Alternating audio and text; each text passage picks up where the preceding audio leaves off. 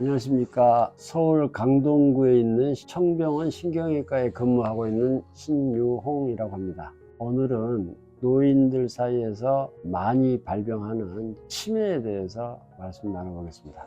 현재 2023년 통계에 의하면 80세 이상인 노인 중에 4분의 1이 치매에 앓고 있다고 합니다. 특히 85세 이상이 되면은 3분의 1이 3분 중에 1분이 치매 진단을 받고 약물 복용 또는 치료를 하고 있습니다.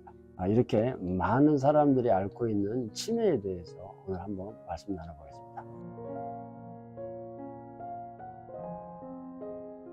제일 초기 증상이 이제 기억력 저하입니다.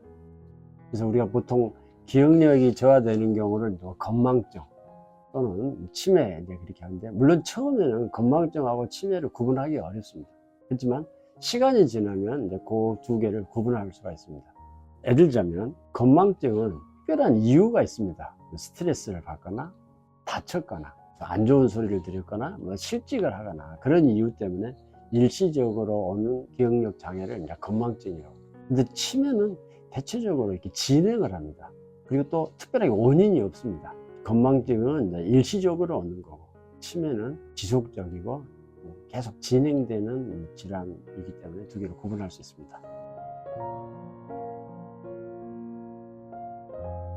치매는 이제 다양한 원인이 있는데요.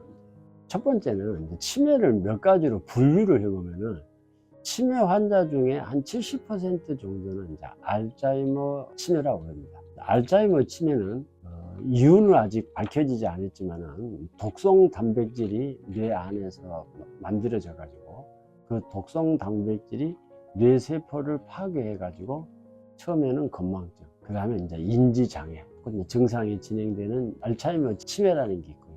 두 번째는 혈관이 막히거나 특히 당뇨라든가 고혈압, 고지질증 등으로 인해 가지고 뇌혈관의 혈액순환을 방해를 해 가지고 뇌세포가 손상이 돼서 발생되는 치매를 혈관성 치매라고 합니다. 물론 독한 술을 많이 먹거나 또는 술을 장기간 복용해서 생기는 치매도 있습니다. 그걸 이제 알코올성 치매라고 합니다. 머리를 심하게 다쳐서 생겨가지고 오는 치매도 있습니다. 머리 심하게 다쳐서 뇌세포가 많이 다쳐서 생기는 치매를 외상성 치매라고 이렇게 합니다.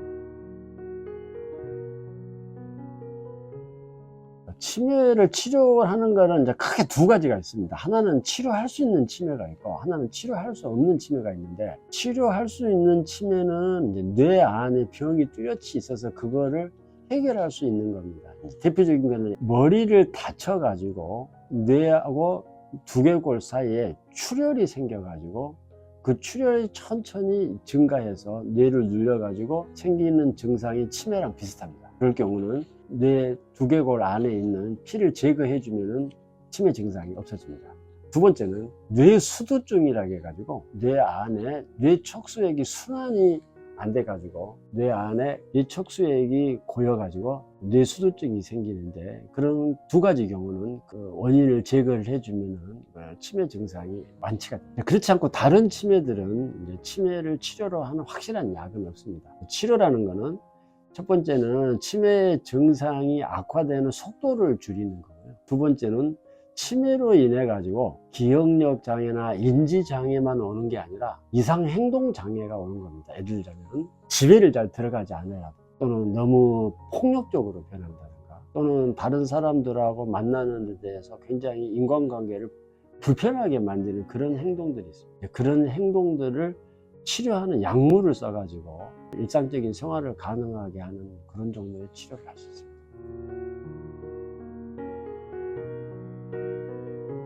인간의 평균 수명이 길어지면서 치매를 예방을 해야 되는 기본적인 생활을 해야 됩니다. 치매를 예방하는 제일 중요한 방법은 자기가 삶의 역할이 있게끔 살아가는 겁니다. 그거를 본인이 하든 가족들이 도와주든 아니면 사회에서 도와주든 본인의 역할을 충실히 할 수 있는 그런 일을 하는 겁니다. 그게 봉사활동도 있고, 커뮤니티에서 같이 하는 사람도 있고, 동호회 활동도 있고, 자기 이제 역할을 할 수 있는 게 있고요. 두 번째는 노인성 우울증이 있습니다. 노인성 우울증이 치매를 일으키는 아주 중요한 건데, 치매는 언제 발생했는지 가족들이 잘 모릅니다.